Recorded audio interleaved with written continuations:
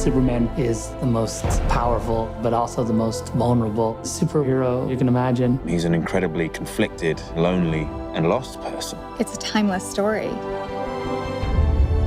Superman is a story for everybody. It's going to be intense, visceral, really exciting to watch. We need champions and we need someone to believe in. It's about the potential for every person to be a force for good. We have to believe that somebody can make things right. From the first time I could ever remember, Superman was one of the people I wanted to be.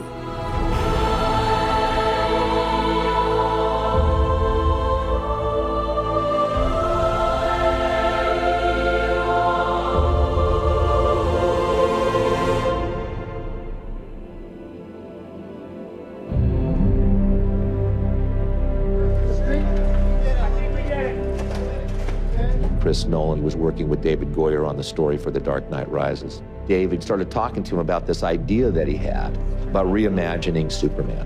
Our approach was not a comic book Superman. It was just to do a more realistic Superman, a Superman that exists in a real world. One more, just like that, right. I remember I said to Zach, I don't know how you do this. I don't know how you take this character and modernize him and make him cool to a modern audience. And they pitched their ideas, and we were like, wow, they figured it out. What Chris and David did was, let's let the audience participate in the experience of being Superman without breaking the things that make him Superman. They were able to sort of make him relatable, ground him, and make him feel real. Not bad. The holy grail of the rehearsal is still out there. Working with Zach is great. His energy is always up. As much as the hours are extremely long, Zach keeps stuff interesting. Zach is very detail-oriented. He never misses anything. He just has a really strong idea of the story, and he has a really strong idea of character. Zach knows exactly what he's looking for, and he knows when he has it, and that gives you a certain amount of confidence. You'll turn, and then you just press on. One really interesting thing with Zach, he's probably chosen the hardest possible way by making it, for the most part, a single camera. You don't work on movies of this scale with a single camera. Even though we're walking around and making shots, the frame is always being analyzed and refined as we go. Boom, they come off. He wanted to give the film this feeling that even though we're dealing with a superhero, this could be going on, or maybe it could happen tomorrow. We tried to land Superman in America. It was really important to ground him in a reality that we can understand. This story is a very realistic mirror. It's a 2012, 2013 world. We wanted to have real places. We didn't want Superman to crash into a fictitious location. We wanted everything to feel as real as possible. There are ways into the story through that contemporary world. There's a real connection for the audience to understand this is our contemporary condition. The most minute little detail all the way to the biggest, broadest concept, all of it gets the same attention. It really makes the movie deeper and more interesting on every level.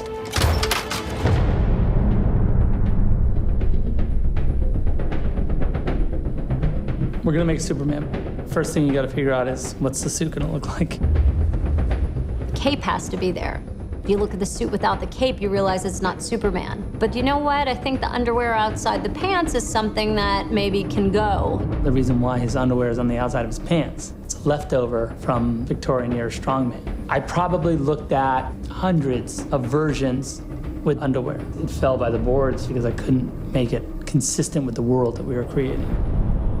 It was really important for Zach for the suit to make sense. So it's not like, where did the suit come from? Did he hand make it? Did his mom make it? We had to create a world where that kind of outfit was commonplace and make that feel natural. It's kind of like chainmail to the knights of medieval times. When we go to Krypton, you can see the council members, the soldiers, they all have the same skin suit. Sometimes you'd see it with a cape, or sometimes armor would go on top of it. It's a really high-tech kind of fabric, which I think is a nice departure from the spandex. What's the S stand for? It's not an S. On my world, it means hope. Well, here it's an S. The Superman S is said to be the second most recognizable symbol on the planet other than the Christian cross. The fact that the S in a shield exists on the chest of a superhero from another planet is a huge design problem. So if the S glyph is related to Superman and the House of El, we see it on Jor-El and we see it on Lara as well. When you look at the council costumes, they all have their glyphs, their shield. We looked a lot at medieval heraldry and symbols of dynasties and guilds and things, so we created our own version of that. You have to go and find the why of it. You know, it's like an illuminated text. There's a reason why those monks have been redrawing that same thing for 1,000 years. It's got a very alien feel to it, while being recognizable as a suit that we know and love. It's that fine line of reinventing him, but still seeing him in there.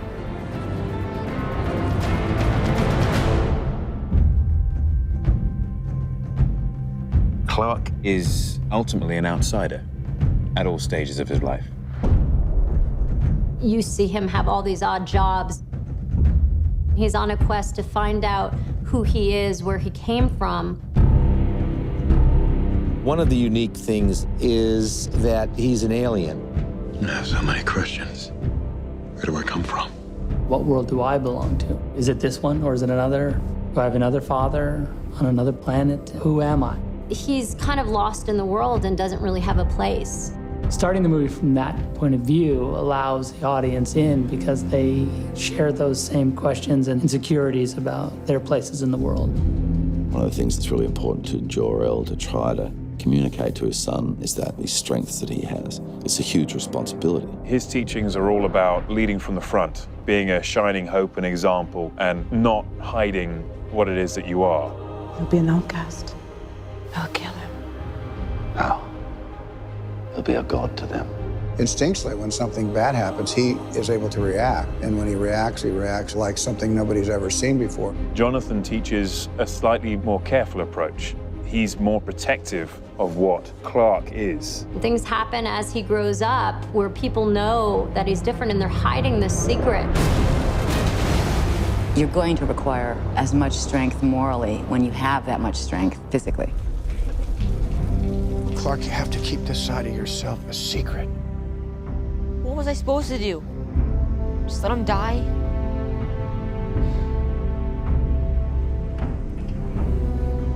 Maybe.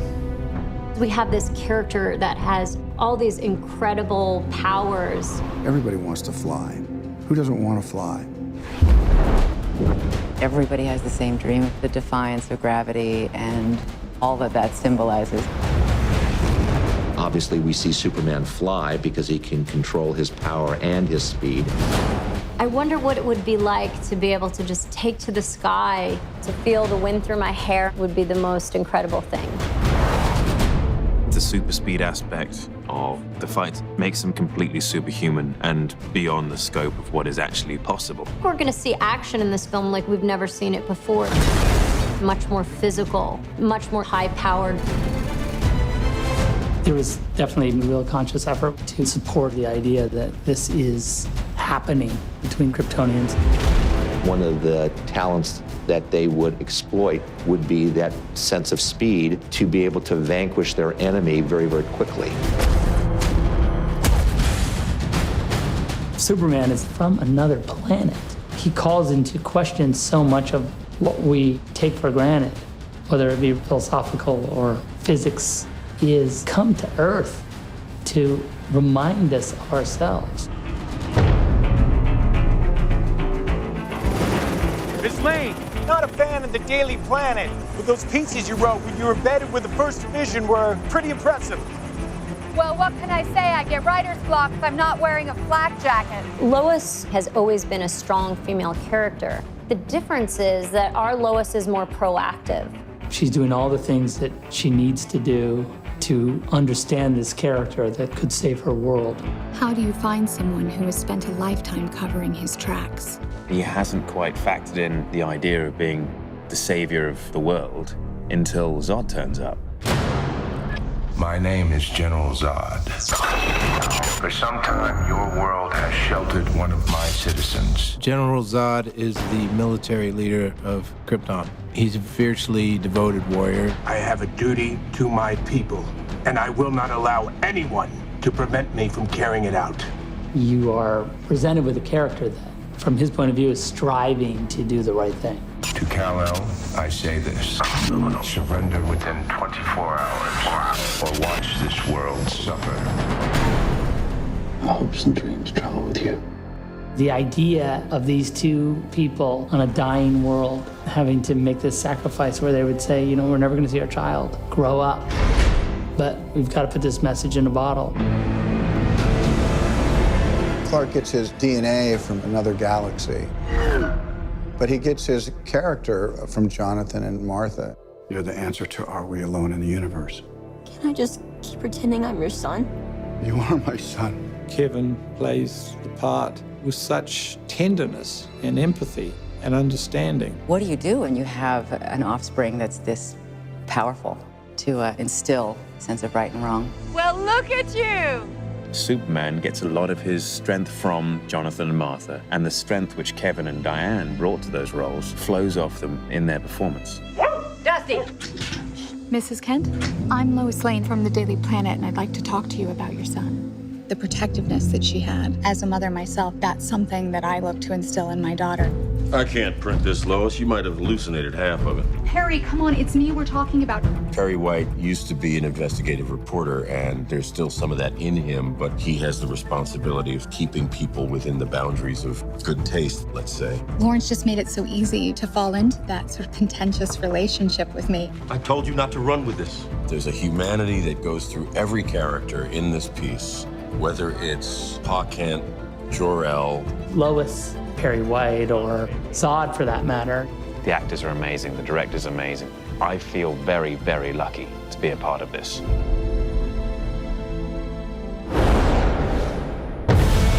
It's reinventing Superman. What'll really be modern about what we're doing is Zach's vision of it. This imagining has such a sense of humanity. It's a spectacular adventure. People are going to feel part of the movie. The scope and scale of the movie is epic. Every scene, every moment, you haven't seen that.